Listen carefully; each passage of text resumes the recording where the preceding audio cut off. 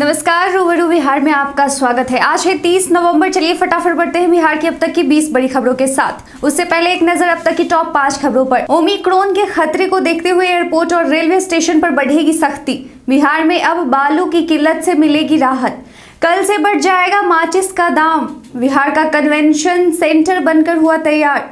9वें चरण का मतदान हुआ संपन्न। अब चलिए बढ़ते हैं खबरों की ओर विस्तार से। शराबबंदी को सही तरीके से लागू कराने को लेकर नीतीश सरकार सख्त दिखाई दे रही है। इसी क्रम में पुलिस भी आनंद फानंद में होटल में दुल्हन के कमरे में बिना महिला पुलिसकर्मी के ही तलाशी लेने पहुंच गई, जिस पर सियासत भी खूब गर्म हुई थी। इसी पर एक बार फिर नेता विपक्ष तेजस्वी यादव ने अपने 2017 के ट्वीट को रिट्वीट किया है। उसमें सीएम नीतीश कुमार के बयान मेरे जिंदा रहते बिहार में नहीं बिकेगी शराब को कोट करते हुए तेजस्वी यादव ने लिखा कि सरेआम बिक रही है साहब। कल ही शराब माफिया ने जो अत्याधुनिक हथियारों से लैस थे मुठभेड़ में बिहार पुलिस के जवान को शहीद कर दिया है। कहाँ है आप और कहाँ आ रही है शराब। साथ ही तेजस्वी यादव ने कहा कि मुख्यमंत्री के आदेशानुसार पुरुष पुलिसकर्मी महिलाओं और उनके कपड़ों और कमरों यहाँ तक कि दुल्हन तक की तलाशी ले सकते हैं। ऐसा करने पर महिला पुलिस कर्मियों का रहना अनिवार्य नहीं है।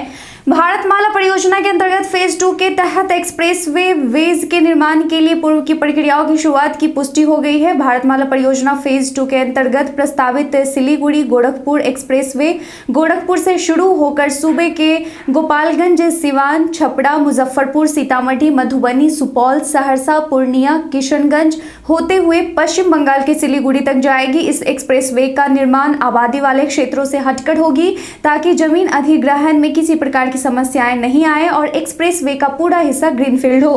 बिहार में अगले 7 दिनों में मौसम तेजी के साथ करवट लेगा। बिहार का मौसम शुष्क बना हुआ है। शुष्क मौसम और बंगाल की खाड़ी में सक्रिय निम्न हवा के दबाव का प्रभाव वातावरण में साफ दिखाई दे रहा है।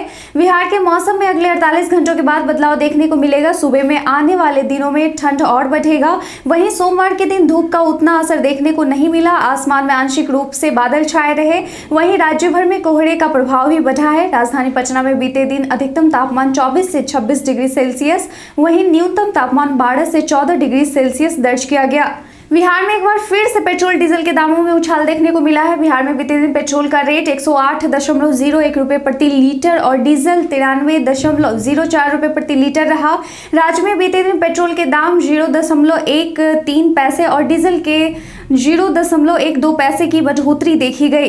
कोरोना के नए वेरिएंट ने एक बार फिर लोगों की चिंता बढ़ा दी है, लेकिन इस बार देश के साथ साथ बिहार सरकार अलर्ट मोड पर है। कोरोना वायरस के नए वेरिएंट ओमिक्रॉन के संभावित खतरे को देखते हुए बिहार में सतर्कता बढ़ा दी गई है। सरकार के निर्देश पर स्वास्थ्य विभाग ने बाहर से बिहार आने वाले यात्रियों को लेकर अलर्ट जारी करते हुए सतर्कता बरतने की बात कही है। माना जा रहा है कि आने वाले दिनों में एयरपोर्ट के प्रवेश करने से पहले सभी के लिए फिर से कोविड टेस्ट अनिवार्य किया जा सकता है।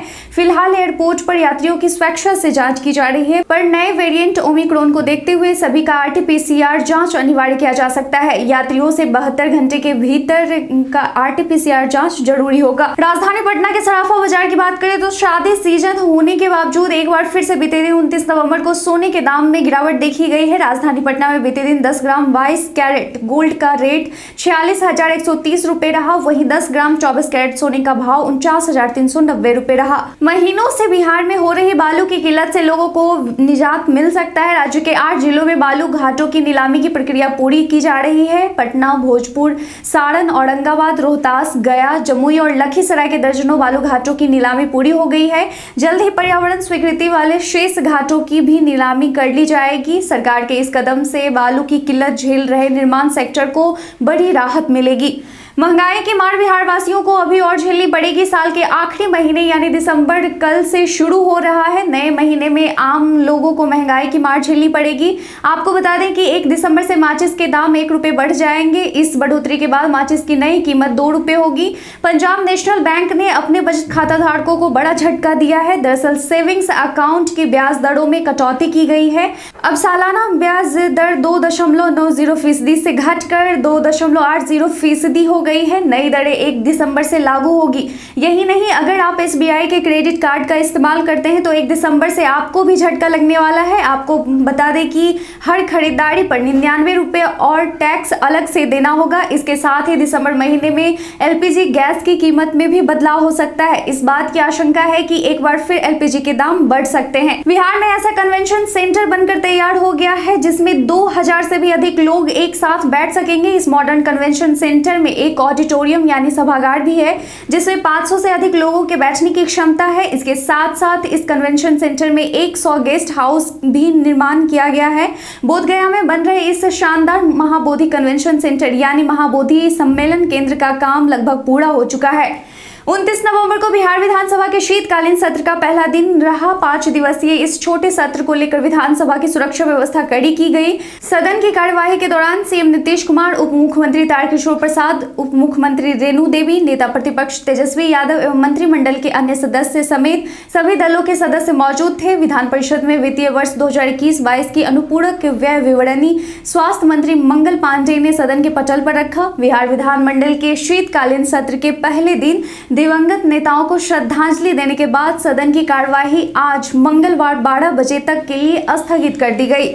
बिहार विधानसभा के शीतकालीन सत्र के पहले दिन की कार्यवाही मंगलवार तक के लिए स्थगित कर दी गई है। वहीं कार्यवाही से पहले भाकपा माले सदस्यों ने शराबबंदी कानून और जहरीली शराब से मौत समेत कई मुद्दों को लेकर सदन के बाहर जमकर विरोध प्रदर्शन किया। माले विधायकों ने कहा कि सरकार अपनी जिम्मेदारी से भाग रही है। भाकपा माले के सदस्यों ने साफ साफ कहा कि शराबबंदी कानून की आड़ में पुलिस गरीबों पर अत्याचार कर रही है। लगातार बड़ी संख्या में अति पिछड़ी जाति के लोगों को जेल भेजा जा रहा है जो गलत है।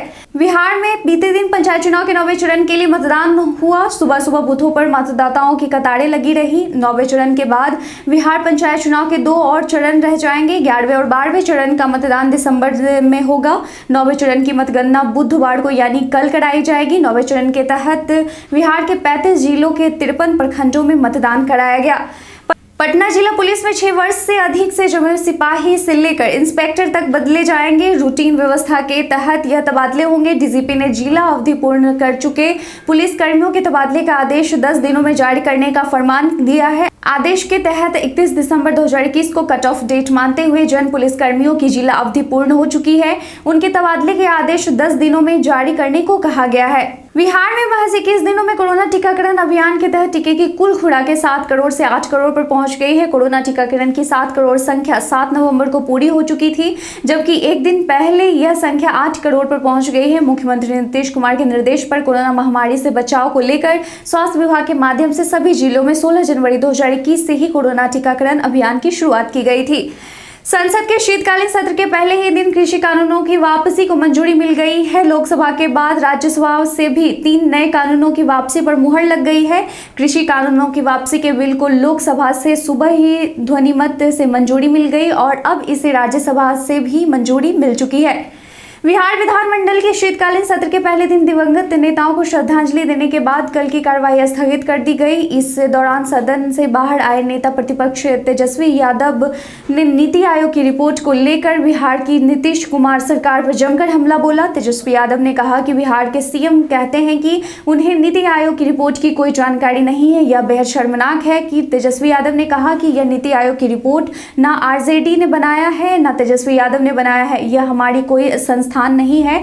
जब नीति आयोग ही कह रहा है कि 16 साल में आपने क्या किया, आपने तो ना कारखाने और ना रोजगार दिया। पलायन क्यों नहीं रुकता है, अपराध क्यों नहीं रुकता, बिहार में जहरीली शराब से गरीब मरे जा रहे हैं, उस पर कोई कार्यवाही नहीं की जा रही है। बिहार सरकार में मंत्री और विकासशील इंसान पार्टी के राष्ट्रीय अध्यक्ष मुकेश सहनी यूपी विधानसभा चुनाव को लेकर पूरी तरह एक्शन मोड में हैं। बिहार में सरकार के पक्ष में बोलने वाले सन ऑफ मल्लाह मुकेश सहनी के सुर यूपी जाते ही बदल जा रहा है। एनडीए में रहने के बावजूद वो बीजेपी पर जमकर बरस रहे हैं। प्रधानमंत्री नरेंद्र मोदी, गृह मंत्री अमित शाह, बिहार के सीएम नीतीश कुमार तक पर उन्होंने वादा खिलाफी का आरोप लगा दिया है। अब तो यह भी कह दिया है कि 2022 के विधानसभा चुनाव में किसी दल से गठबंधन नहीं करेंगे, इन्हें निषादों की ताकत दिखाएंगे। बिहार के भू अर्जन पदाधिकारी और रोहतास के नगर निगम आयुक्त राजेश कुमार गुप्ता के कई ठिकानों पर निगरानी टीम ने छापेमारी की है। निगरानी टीम भू अर्जन पदाधिकारी राजेश कुमार गुप्ता के पटना, रोहतास और फारबिसगंज स्थित आवास पर एक साथ छापेमारी की। निगरानी ब्यूरो से मिली जानकारी के अनुसार अब तक की कार्रवाई में राजेश कुमार के पास से 50 करोड़ से अधिक की काली कमाई मिली है। पटना एयरपोर्ट प्रबंधन ने विंटर सीजन के लिए फ्लाइट शेड्यूल जारी कर दिया है। नए शेड्यूल के मुताबिक अब पटना एयरपोर्ट से 58 की जगह केवल 48 से जोड़ी फ्लाइटें उड़ेंगी। यह शेड्यूल 1 माह के लिए जारी किया गया है। इस दौरान 1 दिसंबर से पटना चंडीगढ़ की फ्लाइट बंद कर दी जाएगी। पटना एयरपोर्ट से रात में उड़ानों पर रोक का मुख्य कारण धुंध बताया जा रहा है। नीट यूजी इंजीनियरिंग प्रवेश परीक्षा से लेकर प्रतियोगी परीक्षाओं में अभ्यर्थियों की जगह सॉल्वर सेट पर धांधली करने वाले गिरोह के 1-2 नहीं बल्कि पटना के रहने वाले 5 सरगना का नाम उजागर हो चुका है। अब प्रयागराज में यूपीटीईटी में भी बिहार के सॉल्वर का नाम आने से पुलिस में हड़कंप मचा है। नीट यूजी में शामिल बिहार के सरगना में सिर्फ पीके उर्फ नीलेश की गिरफ्तारी वाराणसी में हो सकी है, जबकि पिछले 2 साल से सरगना अतुल वत्स, अंशु, अमित और नीतीश पुलिस की गिरफ्त में नहीं आ सके। इन सभी का काम एक है, लेकिन गिरोह अलग अलग है। नेटवर्क कई राज्यों तक फैला है, सभी का कनेक्शन पटना से है। इसके साथ ही चलते हैं आज के सवाल की ओर। आज का सवाल है कि किसानों द्वारा एमएसपी यानी मिनिमम सेल प्राइस की मांग सही है या नहीं। अपना जवाब हमें कमेंट सेक्शन में लिखकर जरूर बताएं। आज के लिए बस इतना ही। बिहार की तमाम खबरों के साथ जुड़े रहने के लिए देखते रहे रूबरू बिहार। धन्यवाद।